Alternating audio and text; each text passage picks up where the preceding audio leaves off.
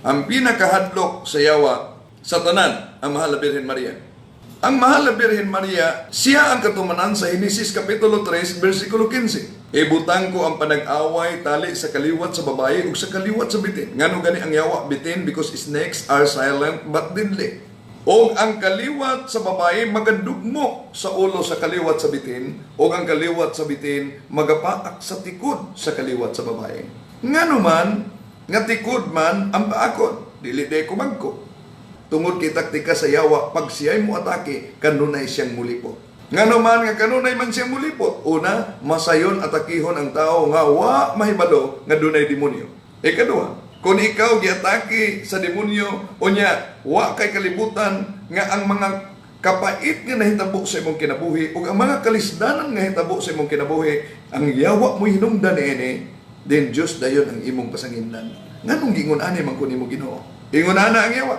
Pero ang Mahal na Birhen Maria, siya ang babae nga mudugmok sa ulo sa bitin.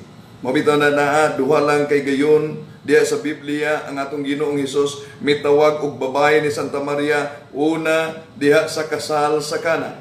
Mingon ang atong Ginoo sa Juan 2:4, babae wala pa moabot ang akong panahon. Muna'y katarungan sa laing sikta, dili na to tahuron si Maria, mag-Maria naman na sila. Nga naman, gitawag lag babae, kunya dito sa tilan sa cross. San Juan Kapitulo 19, versikulo 26, babae, ania ang imong anak, anak, ania ang imong inahan.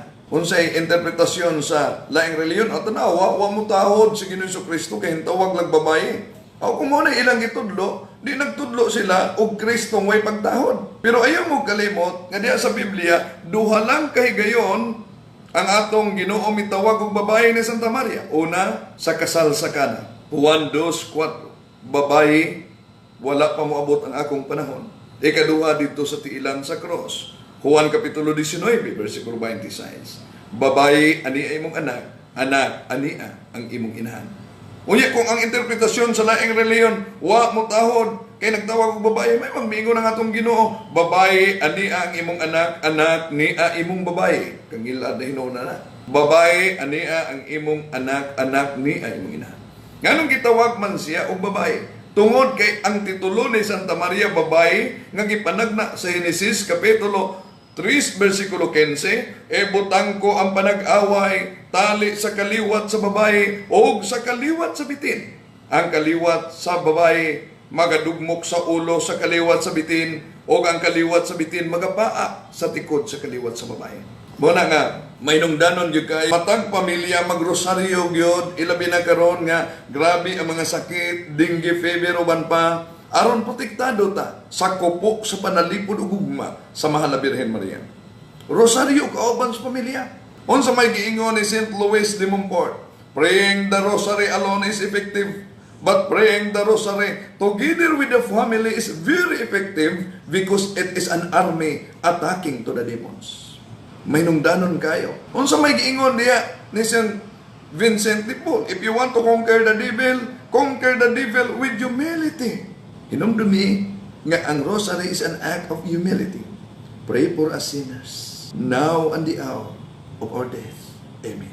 Iampo mo kaming mga makasasala, karon og sa oras sa among ikamatay.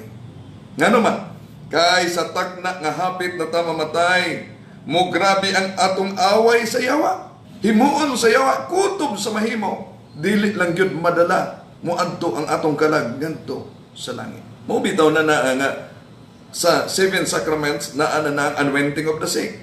Kabantay ba mo nga dunay mga magpinal? Moingon ni ubang magpinal, naikalag ni mama, naikalag ni papa, kuhaon nami. Pero ayaw mo kumpiyansa. Nga naman, unang 1:4 ayaw dahin mong tuo sa mga espiritu. Kaya ang yawa, limbunganon, 2 Corinto Kapitulo 11, versikulo 14, bisan pa si Satanas, magpakaanghel sa kahayag. Mao nga aron safe ang mga masakiton, kaya nga tong away, hangtod man sa takna nga hapit na tamamatay, mga kaigsuunan, siguro agad ninyo, nga santalahi, anointing of the sick. Mo nang gingo diya sa Santiago Kapitulo 5, versikulo 15, kung dunay magmasakiton sa inyong panimalay, patawag ang pari sa iglesia, aron magdihog kaniyang bala ang lana, o magpasaylo sa iyang mga sala. Anointing of the sick.